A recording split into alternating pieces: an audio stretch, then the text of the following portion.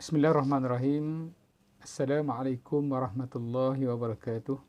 Alhamdulillahilladzi hadana li hadza wa ma kunna linahtadiya laula an hadanallah.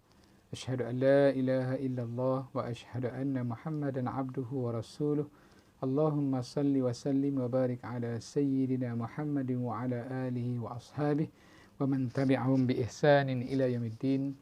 Subhanaka la ilma lana illa ma 'allamtana innaka antal alimul hakim. Rabbi syrah li sadri wa yassir li amri wahlul 'uqdatam min lisani yafqahu qawli amma ba'. Alhamdulillah, tuan-tuan muslimin muslimat rahimakumullah, alhamdulillah, pada kali ini kita menyambung kembali perbincangan berkenaan dengan 40 hadis peristiwa akhir zaman. InsyaAllah pada kali ini kita akan membincangkan tentang hadis yang ke-11, iaitu budaya rasuah berleluasa.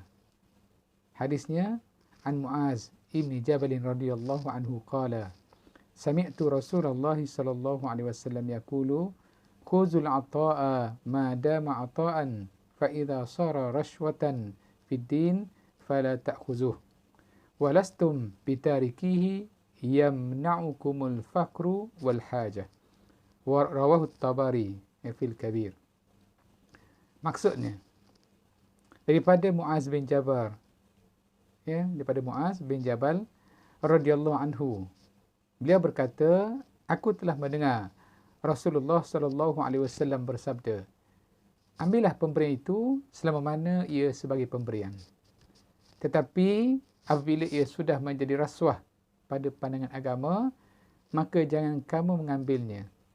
Namun hakikatnya kamu tidak akan dapat meninggalkan rasuah itu kerana kamu takut fakir dan kamu sangat berhajat untuk mengambilnya.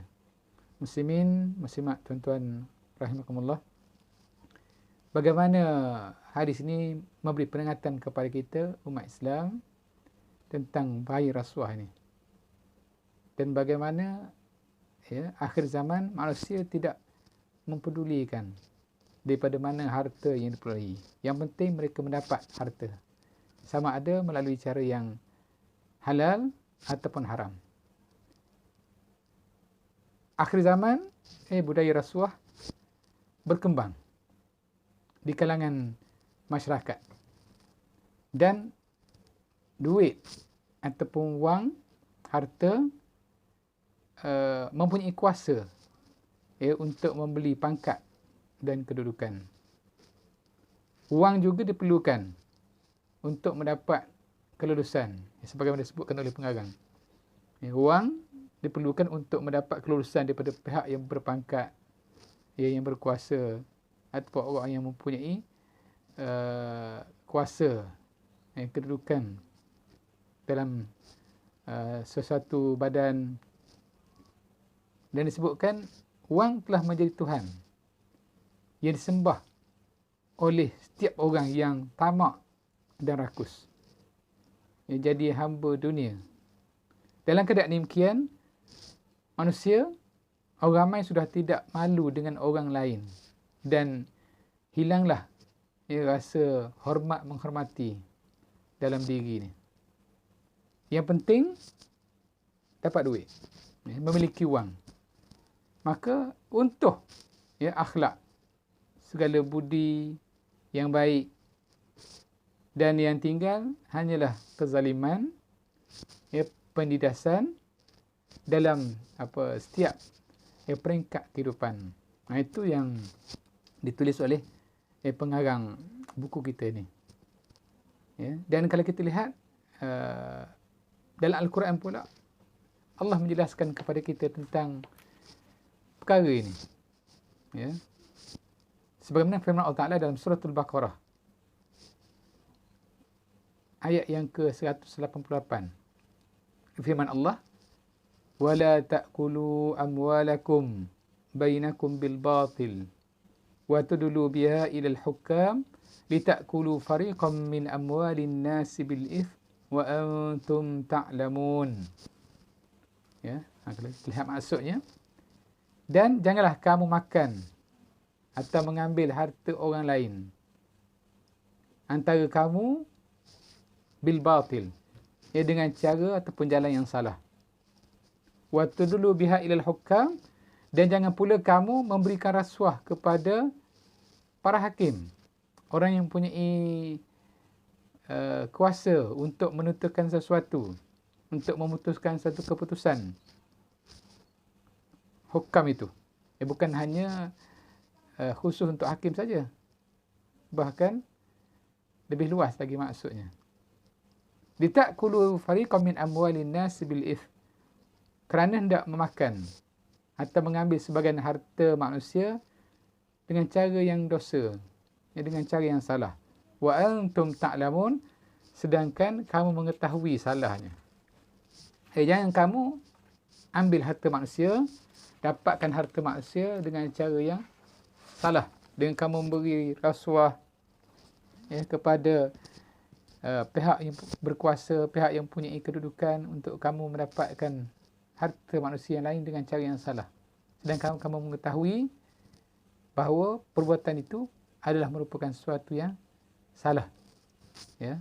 Ialah walaupun kalau kita ayat ini, makan harta dengan cara yang salah ni bukan rasuah saja. Dengan riba, dengan mendapatkan harta dengan berjudi, mencuri, merampak, dapatkan harta dengan cara menipu, dengan salah guna kuasa, maka semuanya sekiranya mendapatkan harta dengan cara tersebut, maka dikira sebagai batil, cara yang salah. Dan salah satu daripada cara yang salah itu ialah wa tudlu biha ilal hukam, kamu memberi rasuah kepada hakim ataupun orang-orang yang boleh menentukan sesuatu keputusan atau mengubah sesuatu. Kalau kita lihat kepada pengertian atau takrif rasuah, maka disebutkan rasuah ni ialah sebarang pemberian atau suapan yang bertujuan memalsukan kebenaran dan membenarkan kepalsuan. Ubah sesuatu itu, yang benar jadi palsu, yang palsu jadi benar. Jadi mengakibatkan berlakunya ketidakbenaran dalam kehidupan, dalam masyarakat, dalam satu perkara. Kalau kita perbincangan mengenai rasuah ni, dijelaskan kepada kita tentang bentuk rasuah ni. 4 bentuk kesalahan rasuah. Yang pertamanya, meminta atau menerima rasuah. Yang kedua, menawarkan atau memberikan rasuah.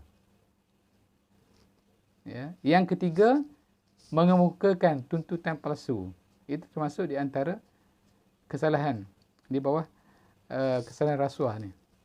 Dan yang keempatnya, menyalahgunakan kedudukan atau jawatan untuk kepentingan tertentu. Jadi maknanya luas definisi berkenaan dengan rasuah ni. Maka ia suatu yang diharamkan dalam Islam. Kalau kita lihat bagaimana perbuatan rasuah ni, dia memberikan kesan yang buruk kepada masyarakat. Bahkan kalau kita kesan rasuah sendiri, kalau kita tengok kepada hadis-hadis Nabi SAW dan juga tentang penggunaan ayat Al-Quran yang telah sebutkan dalam Al-Quran, kalau kita tengok dari segi keburukan rasuah ni, Allah Ta'ala dan Nabi SAW Rasulnya melaknat pemberi dan penerima rasuah.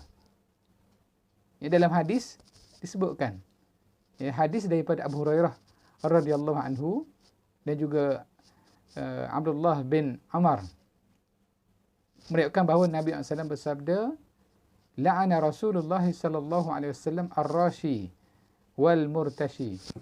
Maksudnya Rasulullah SAW melaknat ar-rashi, orang yang memberikan rasuah, wal murtashi, dan orang yang menerima rasuah. Orang yang terlibat dengan rasuah ni dilaknat oleh Allah SWT. Bila dilaknat ni, maka itu di antara tanda perbuatan yang dilakukan telah merupakan suatu perbuatan dosa besar. Yang keduanya kesan daripada perbuatan rasuah ni, menjadikan individu seseorang itu hilang harga diri. Ia kerana melakukan dosa besar ni. Sebab rasuah ni merupakan sesuatu yang bukan sahaja salah dari sudut agamanya, bahkan dari sudut moralnya. Ya. Dari sudut penilaian yang baik, orang yang baik tidak akan menerima rasuah. Kerana nyata ia merupakan suatu kesalahan. Yang ketiganya, rasuah boleh melumpuhkan ekonomi sebuah negara akibat daripada kos pengurusan yang meningkat.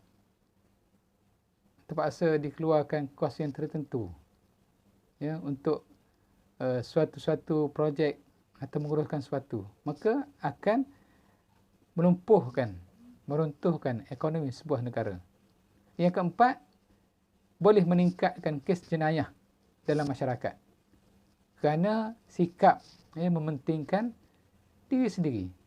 Tidak memikirkan tentang kebaikan untuk orang lain. Jadi, sebagai penutupnya pada kali ini, yang perbincangan berkenaan dengan hadis ini, maka kita kena pastikan harta yang kita perolehi, rezeki yang kita dapat adalah merupakan daripada sumber yang halal, supaya apa yang kita lakukan tidak menyalahi syariat Islam. Yang keduanya, kita kena menjauhi perbuatan memberi dan menerima rasuah ni, supaya kita tak menzalimi diri kita dan tidak menzalimi orang lain. Ya. Kemudian termasuk sekiranya berkait dengan sumpah, maka elakkan diri daripada melakukan sumpah palsu ya, untuk mendapatkan sesuatu, kerana ia adalah merupakan suatu dosa. Juga dijelaskan Allah dalam Al-Quran Karim dan dinyatakan oleh Nabi dalam hadisnya. Ya, sekian untuk kali ini. Mudah-mudahan ada kebaikan untuk kita bersama. Wallahu a'lam. Assalamualaikum warahmatullahi wabarakatuh.